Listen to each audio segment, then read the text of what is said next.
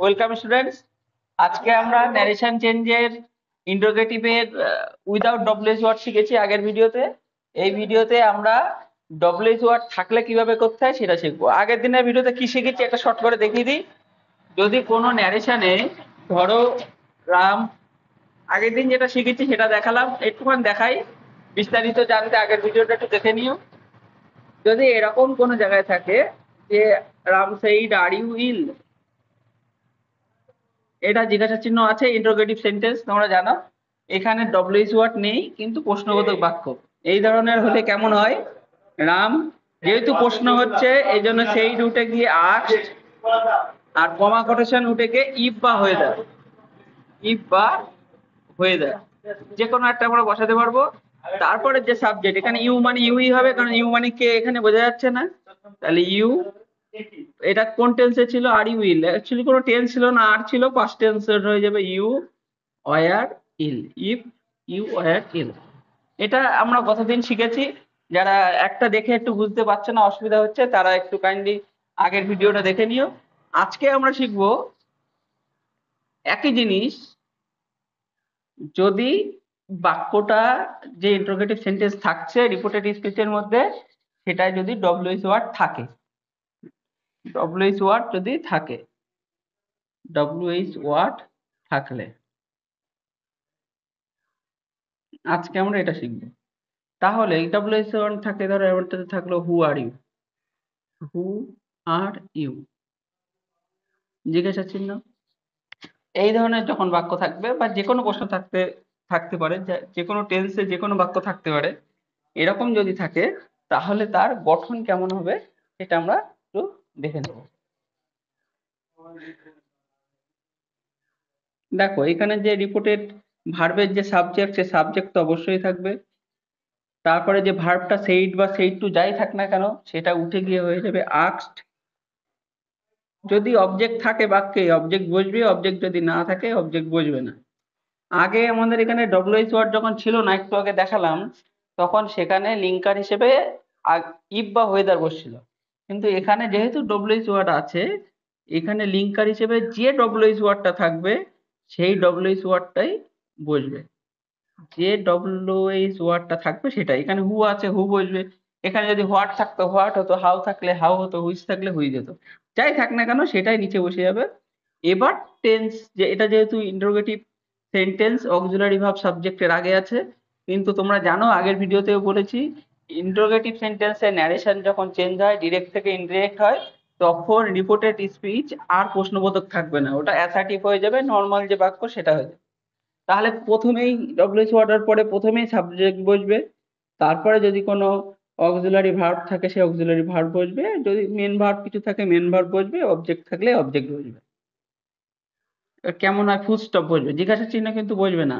তোমরা অনেকে পরীক্ষায় এরকম জিজ্ঞাসা চিহ্ন ভুল করে দিয়ে দাও, আছে বলে সেটা দিলেই কিন্তু ফুল কাটা, অর্থাৎ সেরকম কিছু দেওয়া যাবে না। তাহলে এটাকেই যদি আমরা করি তাহলে কিভাবে হয় দেখি। Ram said who are you, এটাকেই আমরা করি। রাম, তাহলে সেইড উঠে গিয়ে কি হবে? আস্কড। একদম সোজা, যেহেতু প্রশ্ন করছে জিজ্ঞাসা চিহ্ন আছে, সেইড বা সেইড টু থেকে আস্কড, একদম একদম সোজা নিয়ম, নাচ বোঝার কিছু নেই। এখানে দেখো অবজেক্ট নেই, অবজেক্ট দেবো না। তারপরে অবজেক্টের পরে ডব্লিউএইচ ওয়ার্ড, এখানে হু আছে তাহলে এখানে হুই দেবো, যা আছে তাই হু। তারপরে সাবজেক্ট, এখানে আর আর ইউ আছে, সাবজেক্টকে ইউ, তাহলে হু ইউ হবে। তারপরে কি বলেছে? অক্সিলারি ভার্ব, এখানে অক্সিলারি ভার্ব আর আছে, কিন্তু যেহেতু বাক্যটা পাস্ট টেন্স, অবশ্যই আর এর পাস্ট টেন্স যেটা আছে সেটা হয়ে যাবে, এটা হচ্ছে ওয়ার, হু ইউ ওয়ার, তারপরে full stop. Ram asked who you were. আর একটা উদাহরণ দেই, একটু ভালোভাবে বোঝানো যাবে। দে সেই to her, comma quotation, which pen did you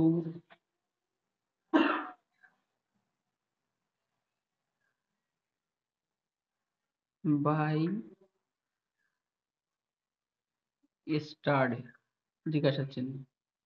দেখো সোজা, দে সেই টু হার, তারা একটা কোনো একটা মেয়ে ছাত্রী বা যাই হোক তাকে বললো যে তুমি গতকাল কোন পেনটা কিনেছিলে। দেখো প্রশ্নবোধক বাক্য, শেষে জিজ্ঞাসা চিহ্ন গেল, বাক্যটা ডব্লিউএইচ ওয়ার্ড দিয়ে শুরু হয়েছে, তাহলে আমরা এই ফরম্যাটে করব। তাহলে এখানে যদি করতে হয় কিভাবে হবে, আমরা একদম গঠনটা প্রথমে আজকে দেখে তোমরা 2-4টে এরকম করে প্র্যাকটিস করবে। যদি মনে হয় যে বিষয়টার উপরে আরো বেশি প্র্যাকটিস দরকার, তোমরা একটু কমেন্ট সেকশনে লিখে দিও যে আমাদের পরে প্র্যাকটিসের দেওয়া হোক। আমাদের চ্যানেল আছে, ডেসক্রিপশনে দেখতে পাবে, সেই চ্যানেলে গিয়েও আমাদের কাছে কোনো ডাউট থাকলে জিজ্ঞাসা করতে পারো, আমরা সলভ করার চেষ্টা করব। তাহলে এটা সাবজেক্ট যা আছে সাবজেক্ট তো চেঞ্জ হবে না, দে আমরা জানি সেইড আর সেইড টু যাই থাক আক্সড হয়ে যাবে একদম সোজা, দে আক্সড। তাহলে হার অবজেক্ট যা আছে তাই হবে।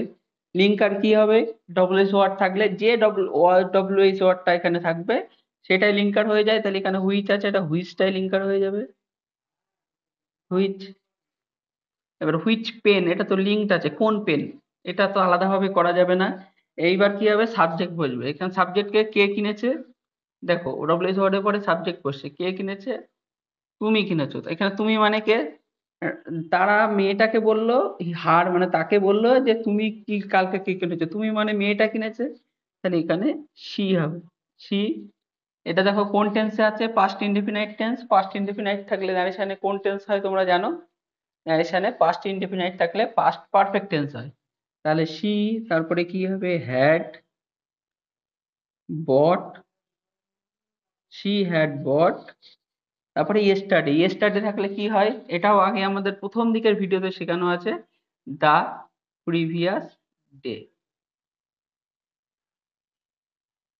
এবং ফুল স্টপ শেষে। আশা করি বোঝা গেল। ডব্লিউএইচ ওয়ার্ড আশা করি আরো সোজা, কারণ যেটা ডব্লিউএইচ ওয়ার্ড নেই ইন্টারোগেটিভ সেন্টেন্সে সেটা ইফ বা হোয়েদারের ব্যাপার থাকে, আর ডব্লিউএইচ ওয়ার্ড থাকলে সেটাই লিঙ্কার হিসেবে ব্যবহৃত হয়। আজকে আমরা মোটামুটি ইন্টারোগেটিভ সেন্টেন্স ন্যারেশনে শেষ হলো। নেক্সট ভিডিওতে আমরা অপটেটিভ সেন্টেন্স এবং এক্সক্লামেটরি সেন্টেন্স পড়ার পরে আমাদের ন্যারেশন শেষ হবে। তারপরে আমরা তোমাদের যেটা শেখার ইচ্ছা হয় তোমরা কমেন্টে লেখো, আমরা সেটাই শেখাবো। দেখা হবে পরের ভিডিওতে। ভালো থেকো।